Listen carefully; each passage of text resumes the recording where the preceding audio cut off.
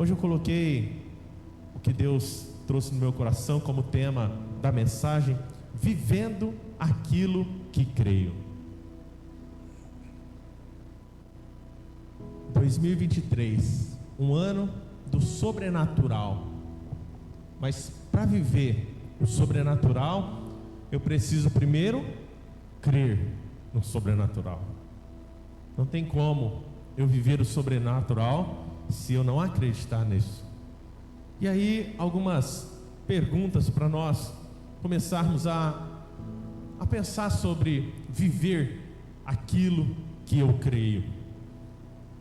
Eu preciso viver aquilo que eu creio. Se nós formos lá para Hebreus, nós vamos ver Abraão, nós vamos ver Abel, e aí nós vamos ver uma lista de pessoas que exerceram a fé com excelência. E o que é exercer a fé com excelência? Fé é o que? É o firme fundamento daquilo que nós não vemos, mas cremos. Ou seja, fé é eu acreditar naquilo que é impossível, mas acreditar que já aconteceu, porque em Deus já aconteceu. Nós estamos caminhando para ver essa realização, mas em Deus já está tudo certo. Então a fé é nós vivermos aquilo que nós acreditamos, aquilo que nós temos certeza que nós vamos viver. Viver como se aquilo que nós acreditamos já tivesse acontecido. Isso é fé.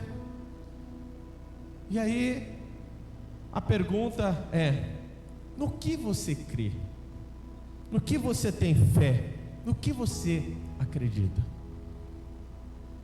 Você acredita que você pode viver o sobrenatural em 2023?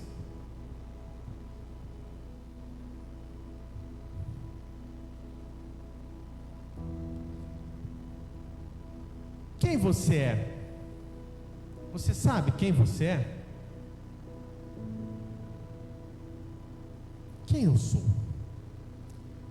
Como assim, pastor? Quem eu sou? Não estou entendendo isso. Nós precisamos saber quem nós somos, porque senão o diabo, ele vai chegar para nós e dizer que somos algo que nós não somos. E aí, se nós não soubermos quem nós somos, o que vai acontecer? Nós vamos acreditar, e aí nós vamos nos tornar aquilo que o diabo disse que nós somos. Jesus, diante de Satanás lá no deserto, o diabo chegou para questionar Jesus sobre quem ele era, porque acima de as respostas que Jesus dá para Satanás serem baseadas na Bíblia, porque às vezes a gente fica tão apegado às respostas, Jesus respondendo Satanás de acordo com a palavra, que nós esquecemos que existem mais revelações naquele texto. E uma das é essa, que o diabo tenta confrontar Jesus, fazendo com que ele duvidasse de quem ele era em Deus. Jesus é batizado, vai para o deserto, levado pelo Espírito Santo, e chegando lá, o diabo começa a tentar ele. Qual que era a frase que o diabo usava para tentar Jesus? Se tu és o filho de... Se não, meu irmão, se não, eu sou. Não é se. Por isso que você tem que ter certeza de quem você é. Quem você é em Deus? Quem Deus falou que você é? Não é o que o mundo diz que você é, não é o que o diabo diz que você é, não é o que o patrão diz que você é, não é o que qualquer um diz o que você é, não, o que Deus disse que você é. Quem Deus disse que você é? Esse é o X. Esse é isso. Quem? Então você tem certeza de quem você é? Irmãos, oportunidades para mudar o nosso caminho, oportunidades para nos distrair no processo, são muitas, muitas, muitas. Só no texto de Jesus sendo tentado, nós vemos ali, relatado na palavra, o diabo ali por 3 vezes falando com ele.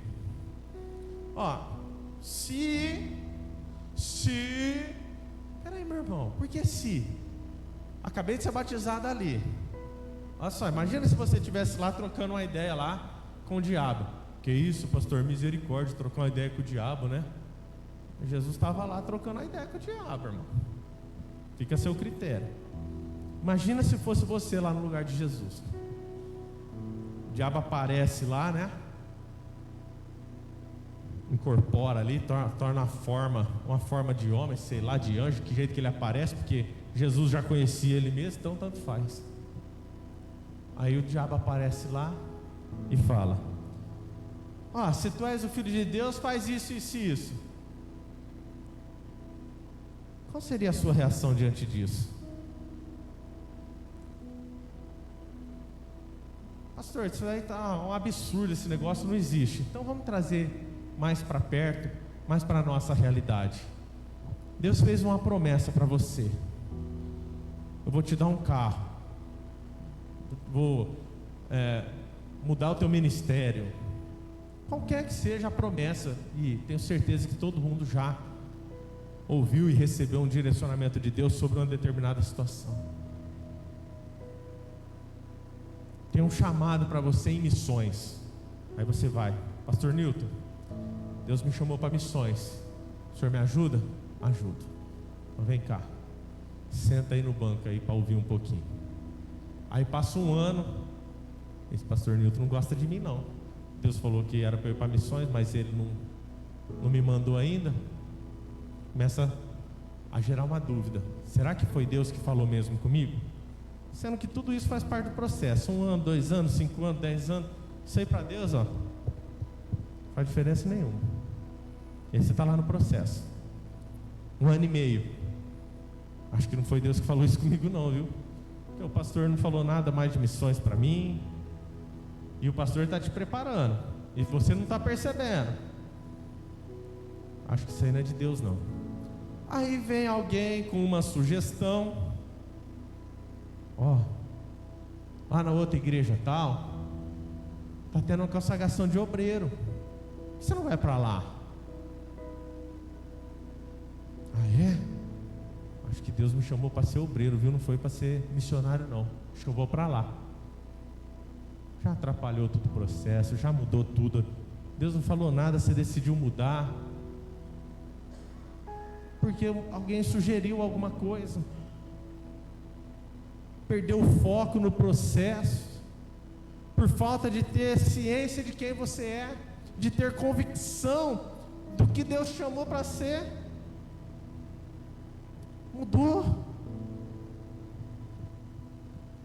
embaçou, turvou a visão, não está enxergando mais. Será que foi Deus que falou mesmo comigo? Estou esperando, não aconteceu. Já faz 10 segundos, não aconteceu. Já faz 15 segundos, nada de acontecer aquilo que Deus falou comigo. Será que foi Deus que falou mesmo? 10 anos e ainda não aconteceu. Será que foi Deus que falou mesmo comigo? Nós temos que ter certeza, convicção de quem nós somos, do que Deus falou conosco. Porque senão, meu irmão, o diabo ele vai conseguir nos distrair, ele vai conseguir nos tirar do foco, ele vai conseguir nos tirar do processo. Ele vai, porque o bichinho já é experiente, né? Que nós temos aqui de tempo de vida, ele já sabe muito mais. Mas maior é aquele que está em nós do que aquele que está lá no mundo. Maior é o que está conosco do que aquele que tenta nos derrubar. Maior é o que está conosco do que aquele que está nos atacando. Muito maior é o que está conosco. E só nele nós podemos vencer. Só nele. E aí, quem você é? No que você crê?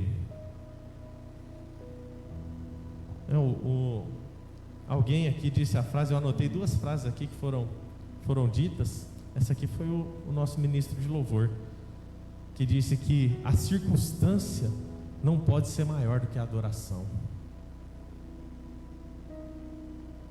As circunstâncias não podem mudar quem você é. A circunstância não pode mudar aquilo que você crê.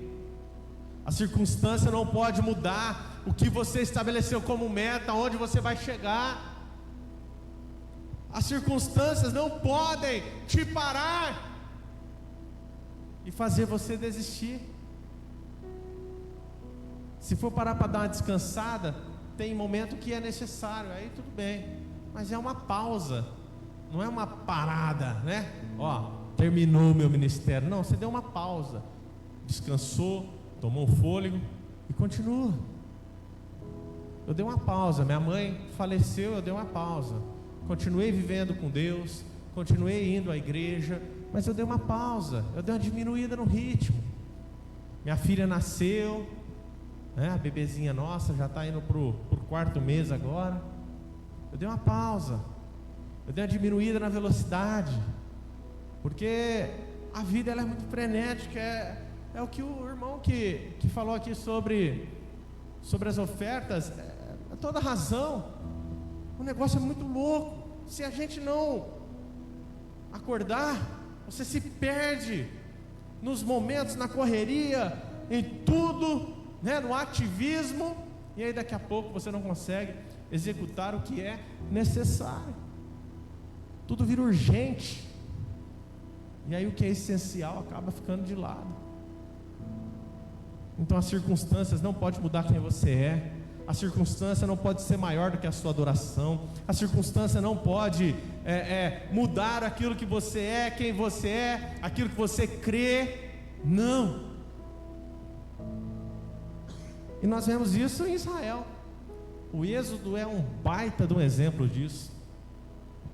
As circunstâncias mudaram aquilo que eles criam.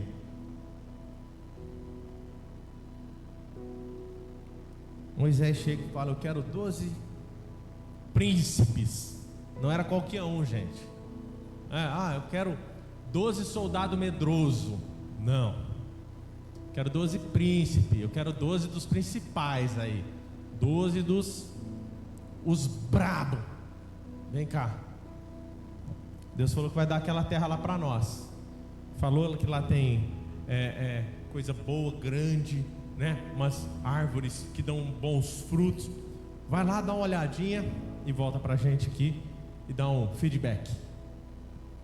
Aí vai lá os 12 príncipes, os 12 poderosos, os maiorais daquela nação. E chegando lá, eles não focam naquilo que Deus falou. Eles começam a observar as circunstâncias e não o propósito.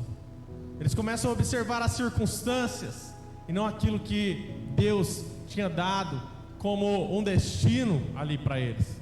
Eles começam a observar as circunstâncias e não aquilo que tinha sido falado, ou seja, aquilo que eles estavam crendo que ia acontecer. E aí de repente aquilo que eles estavam crendo que ia acontecer cai por terra, porque as circunstâncias mudaram quem eles eram, as circunstâncias mudaram aquilo que eles criam. Como assim, pastor? O que eles criam? Que Deus tinha dado aquela terra para eles. 10 voltam e dizem: não, lá tem gigante, lá tem isso, lá tem aquilo. Então eles já não estavam mais acreditando que iam ganhar. Mudou. Quando eles estavam, antes de ver a terra, eles estavam lá assim: nós somos fortes em Deus, nós somos poderosos em Deus, nós vamos vencer, nós vamos dominar essa terra, vamos chegar arrebentando, chegar lá metendo o pé já na porta. Quando eles vão lá, eles voltam dizendo assim: ai, a gente parecia até gafanhoto perto deles, de tão pequenininho que a gente era. Mudou aquilo que eles creem, mudou tudo aquilo que eles estavam crendo, mudou. Então a circunstância mudou aquilo que eles estavam acreditando, mudou. A circunstância mudou quem eles eram. Eles foram como príncipes, eles foram como guerreiros, eles foram como cabeças daquelas tribos, e voltaram como? Gafanhotos. A circunstância mudou quem eles eram. E aí, a circunstância está mudando quem você é?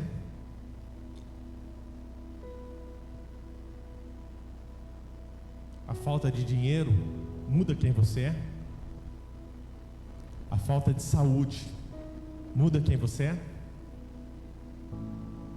A perca de um ente querido muda quem você é? Porque é muito fácil eu cantar assim, ó: se Deus fizer, Ele é Deus.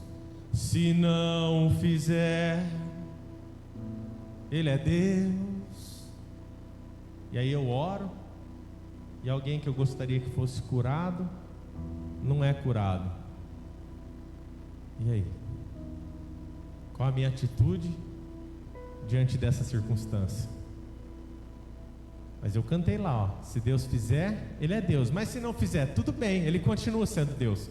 Mas quando Ele não faz, eu continuo acreditando, aceitando, entendendo que Ele é Deus?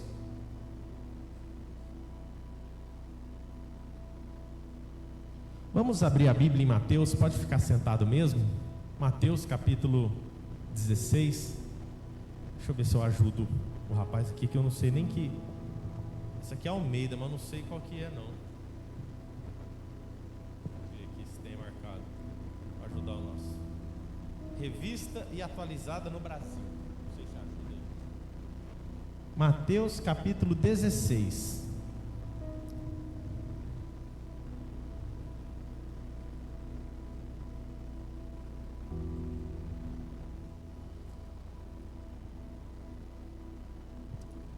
O convívio em que você está muda quem você é? O convívio em que você está muda aquilo que você crê? A circunstância, as amizades, a família, o ambiente de trabalho muda quem você é ou muda aquilo que você crê?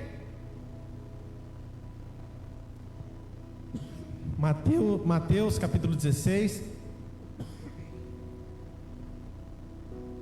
do verso 21 em diante, diz assim: desde esse tempo começou Jesus Cristo a mostrar aos seus discípulos que lhe era necessário seguir para Jerusalém e sofrer muitas coisas dos anciãos, dos principais sacerdotes e dos escribas, e ser morto e ressuscitado no terceiro dia. Então Jesus começou a ensinar para os discípulos: ó, vai acontecer, eu vou morrer, mas no terceiro dia eu vou ressuscitar. E Pedro, chamando-o à parte, começou a reprová-lo, dizendo: tem compaixão de ti, Senhor, isso de modo algum te acontecerá.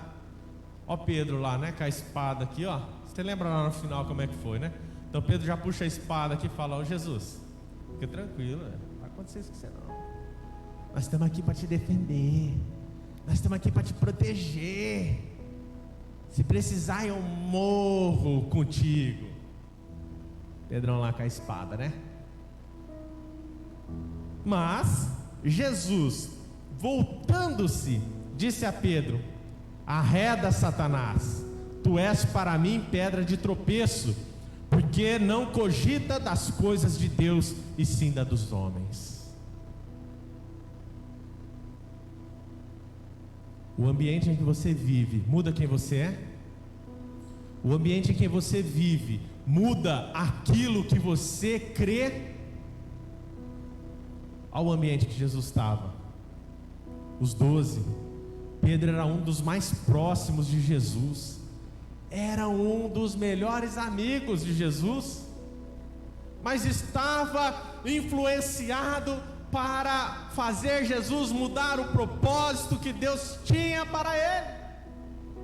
Foi influenciado para mudar a vontade soberana de Deus na vida de Jesus. No entanto, que ele aconselha Jesus a não fazer o que era necessário que fosse feito. Pedro, por várias vezes, ele tenta dar uma mudada no propósito de Deus, mas Jesus recebia o direcionamento direto do Pai. Jesus estava em oração constante. Então Jesus sabia quem ele era, Jesus sabia naquilo que ele cria, Jesus conhecia o propósito de Deus para a vida dele. Então, se você souber quem você é, se você acreditar e entender o propósito de Deus para a tua vida, meu irmão, nada vai te tirar do caminho. Ao olho humano, não parecia uma boa resposta?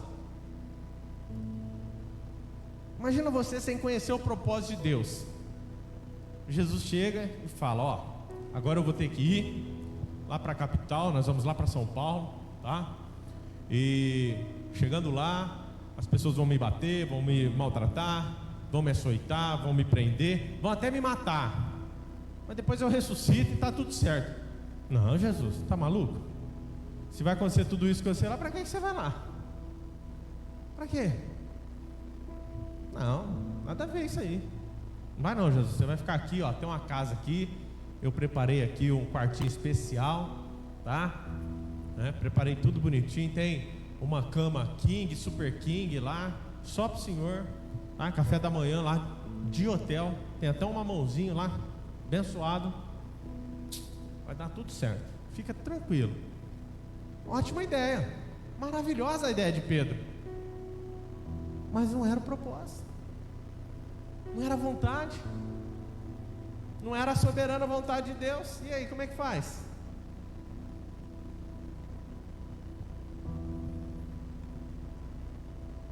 Quem sonhou, quem planejou a sua vida?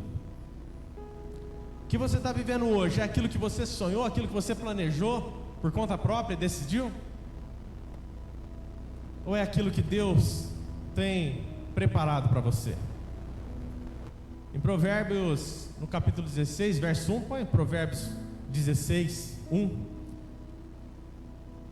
Vai falar sobre os planos dos homens e os planos de Deus. Ao ser humano foi concedida a capacidade de planejar. Deus deu essa capacidade para nós. E quando não tem um direcionamento específico de Deus, faz do seu jeito, vai fazendo. Vai fazendo. Davi chegou: ô Natan, ó, eu quero fazer um negócio aqui muito mais da hora do que aquele que Moisés fez. Vai ser muito mais legal, vai ser o dobro do tamanho, o triplo do tamanho, vai ser assim, assado e tal. Ó, já guardei uns despojos de guerra aqui, especial para isso. Tá tudo planejado, já tem a planta, tá tudo organizado. Natan: uau, Davi, top, maravilha, vai dar certo, que ideia genial. Davi, você é o cara. Fechou? Fechou. Amanhã a gente começa? Começa. Olha o Natan indo embora. Opa. Tá errado Davi planejar? Não, não tá errado. Tá errado Davi querer fazer o templo? Não. Ótima ideia, maravilhosa. Ao ser humano foi concedida a capacidade de planejar. Amém, glória a Deus. Entretanto, todavia, porém, mas é o Senhor quem dá a palavra certa. Natan, pá. Davi moiou. Vai ter que pôr no forno o seu projeto. Não é para agora. Não é para você. Dá uma segurada. Dá uma segurada.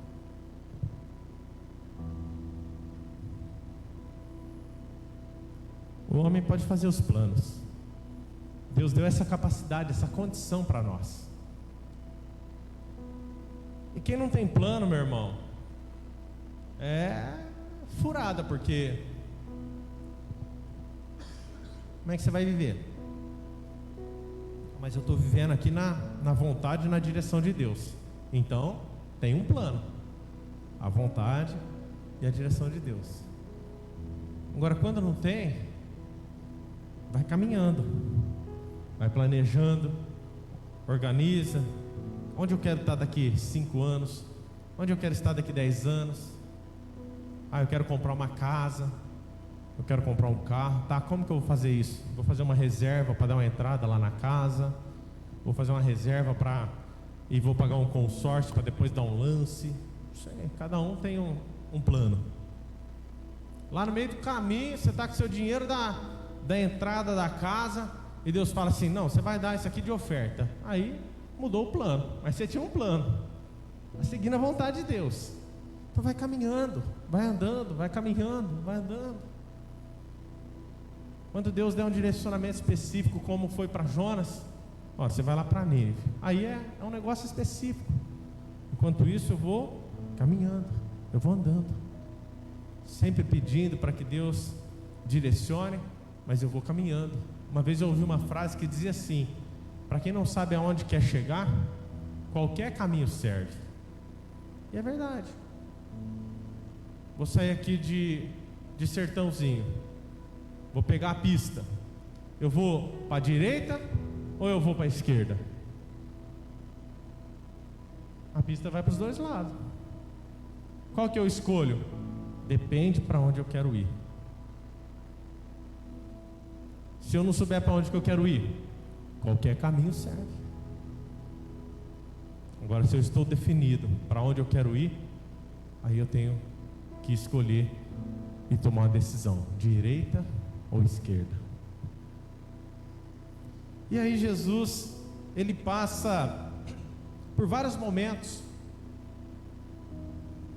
em que ele tem que abrir mão da vontade dele para fazer a vontade do Pai. Por exemplo, lá em Lucas, no capítulo 22, no versículo 42, ele fala o quê? Passa de mim esse cálice. Demonstrando aqui para nós, podemos entender como uma vontade humana: passa de mim esse cálice, mas seja feita a tua vontade. E a vontade de Deus não era passar aquele cálice, mas era que Jesus bebesse daquele cálice. E Jesus sabia quem ele era, Jesus sabia naquilo que ele cria, Jesus estava fazendo a vontade e o propósito divino.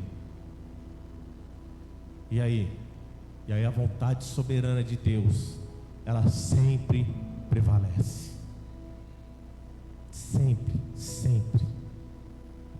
Diante da crucificação, lá em Lucas, no capítulo 23, do verso 27 ao 43, vai contar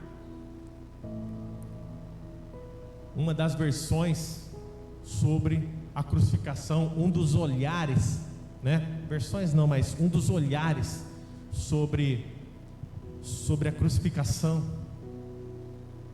o olhar de Lucas. E aí ele começa a contar sobre a crucificação.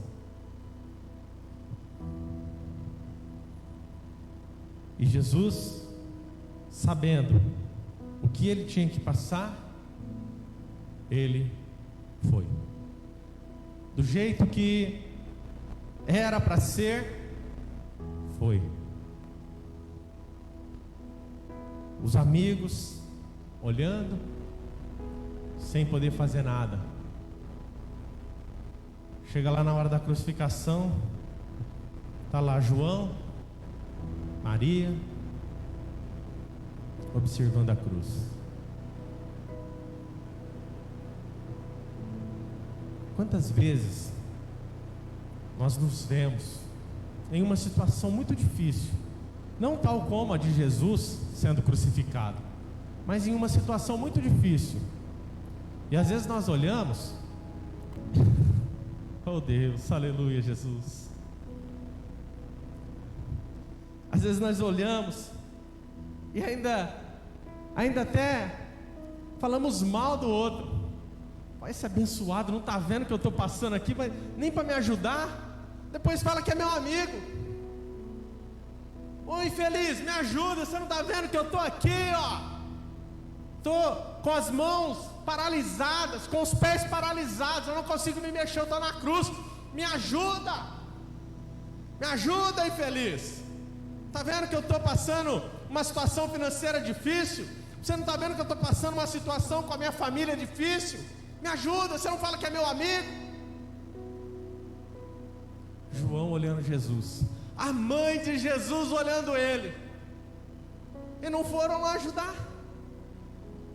Porque tem situação, meu irmão, que não é para ninguém te ajudar. Tem situação que é para você passar. É você. É você. É você. Tem um louvor, né, que a gente canta, só eu e Deus e mais ninguém. Aí quando acontece, aquele infeliz fala que é meu amigo, mas não me ajuda. Fala que é meu amigo, mas quando eu preciso não está aqui. Não era a hora dele te ajudar. Era a hora de você viver. É a hora de você estar ali numa conexão com Deus. É a hora sua. E nem em todo momento os discípulos estavam com Jesus. Tinha um momento que Jesus estava sozinho. Não era todos os momentos que os amigos estavam com Jesus.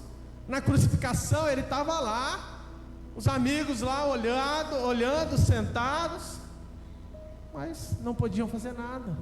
Por quê? Porque não era o momento deles fazerem nada. Era o momento de passar por aquele processo para cumprir o propósito de Deus na vida dele. Tem hora que você vai sofrer, tem hora que você vai chorar, tem hora que você vai falar assim, eu não aguento mais, Deus. Mas você só está cumprindo ali, passando pelo processo para cumprir o propósito. Está disposto? Ah, pastor, esse negócio eu não quero não. Não é igual aquele meme que tem, houve um equívoco, né? Houve um equívoco. Então realmente, irmãos, houve um equívoco. Sabe por quê? Porque quando Jesus te chamou, Ele não falou assim, ó, vem que vai ter 1000 maravilhas, vem que vai ser mar de rosa, vem que todos os seus problemas acabaram. Ele disse assim, ó, no mundo tereis aflições, mas tem de bom ânimo, porque eu já venci o mundo.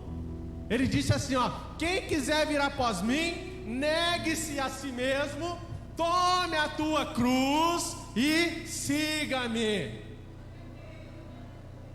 Eu não quero cruz, então você não vai conseguir ser seguidor de Jesus, porque para ser seguidor de Jesus tem que pegar a sua cruz. Não tem outro jeito. Se você conhecer, me fala. Não achei ainda. Se tiver, me avisa.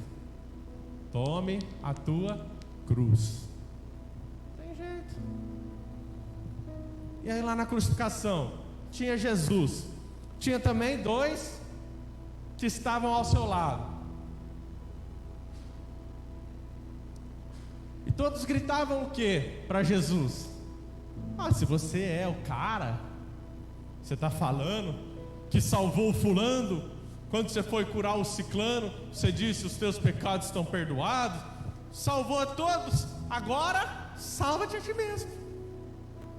Você salvou tantos, por que você não pode se salvar agora?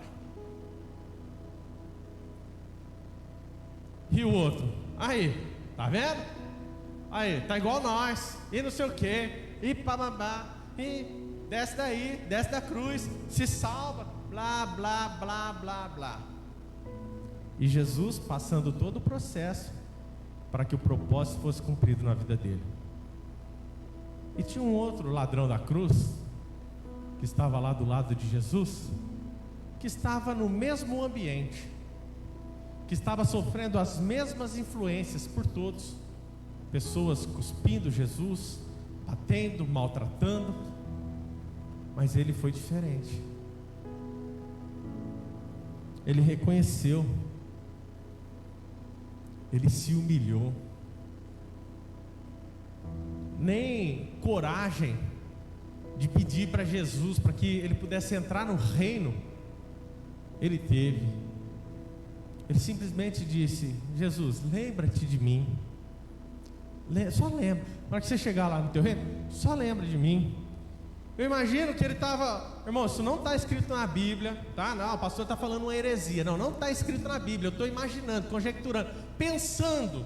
Porque quando eu olho uma história, diferente de quando você assiste um filme, que você vê ali os personagens executando a ideia que o autor teve. Diferentemente quando você lê um livro, ou quando você lê a Bíblia, você começa a imaginar o ambiente, o que estava acontecendo. Eu sou levado até lá. Aí eu imagino, começo a pensar: e se fosse eu, o que eu ia fazer? Ele deve ter pensado assim, ó: se eu falar para Jesus lembrar de mim quando ele entrar lá no reino, o reino dele é o bom e o que eu vou é o ruim, ele vai mandar alguma coisa lá para dar uma amenizada na minha situação. Se eu estiver passando fome, ele vai mandar um pedacinho de pão. Se eu estiver com sede, ele vai mandar umas gotinhas de água. Ele vai dar uma amenizada. Eu estou pensando assim, irmãos. Talvez você pense diferente, e não tem problema nenhum. E aí eu estou pensando: lembra-te de mim quando entrares lá no teu reino. Uau! Lembra-te de mim. Lembra-te de mim quando entrares no teu reino.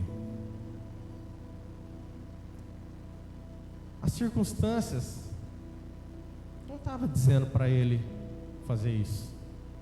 O ambiente não estava propício para aquilo. A circunstância não estava propício para aquilo. Mas ele não deixou que as circunstâncias, que o ambiente mudasse aquilo que ele cria. Ele creu em Jesus. Ele creu que Jesus era o unigênito Filho de Deus.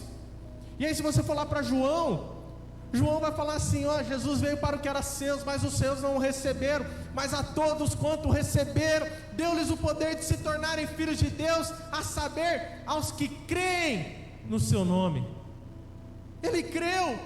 A partir daquele momento ele se tornou filho de Deus, mesmo olhando circunstâncias contrárias, mesmo olhando pessoas dizendo: ah, se tu és o Filho de Deus, ou seja, dizendo assim, Jesus, de forma sarcástica: Jesus, você não é o Filho de Deus, se fosse, você descia daí. Ou então, como Satanás: prova que você é o Filho de Deus e desce daí. Se tu és o Filho de Deus, desce.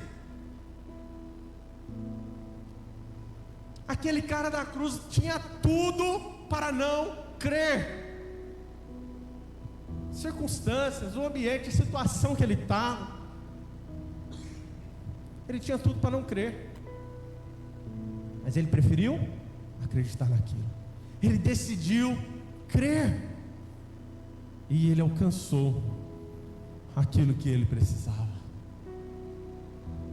O que é isso, pastor? O que isso está querendo dizer?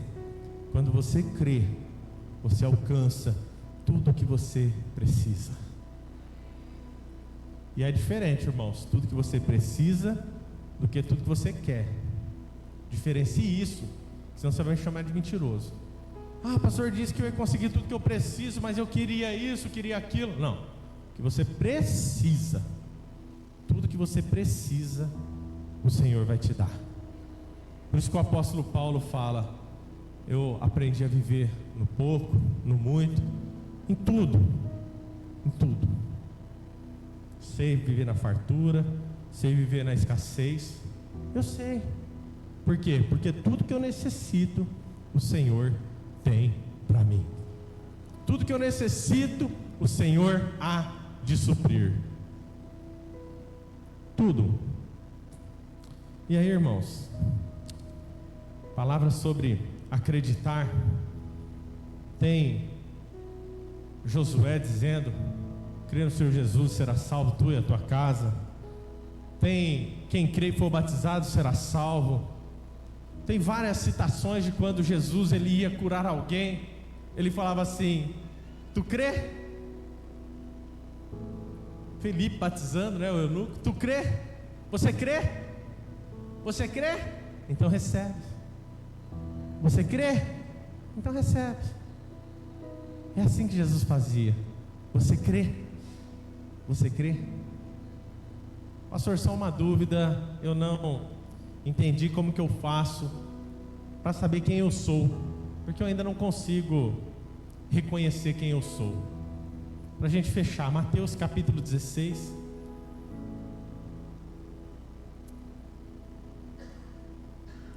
Antes de Pedro falar para Jesus que não precisava dele morrer, não precisava de nada disso,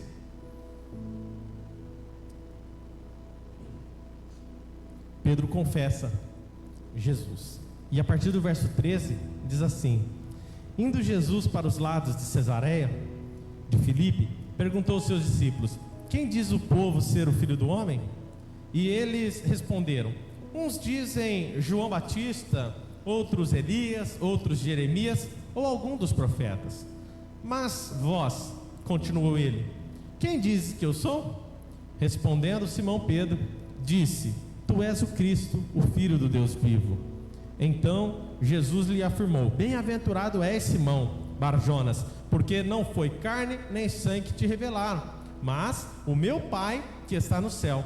Também eu te digo que tu és Pedro, e sobre essa pedra edificarei a minha igreja, e as portas do inferno não prevalecerão contra ela.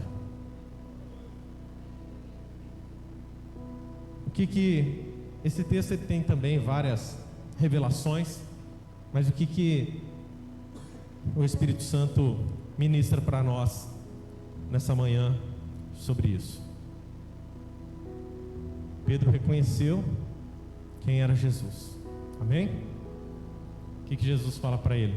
Bom, não foi carne nem sangue que te revelaram, mas foi o meu Pai. E Jesus continua e diz para ele: bom, como você reconheceu quem eu sou, agora eu vou te dizer quem você é. Está entendendo? Quando você reconhece quem é Jesus, Ele vai te informar quem você é no mundo espiritual, quem você é para o propósito divino de Deus aqui nessa terra. Quando Pedro diz: tu és o Cristo, o Filho do Deus vivo, Jesus fala: ó, foi o Pai que te revelou. Beleza, você reconheceu, tá tudo certo, você reconheceu quem eu sou. Agora eu vou te falar quem você é. Você não é apenas Simão, filho de Jonas. Esquece isso. Isso é o que o mundo diz que você é. Simão, filho de Jonas. Talvez alguém diz: quem que é? Aquele que anda torto, aquele que tem o cabelo bagunçado, aquele gordinho, aquele baixinho, aquele magrinho, aquele esquisito, aquele doido que fica falando de anjo. Não interessa o que o mundo acha, interessa quem Deus diz que você é. Você é Pedro, e sobre essa pedra edificarei a minha igreja, e as portas do inferno não prevalecerão contra ela.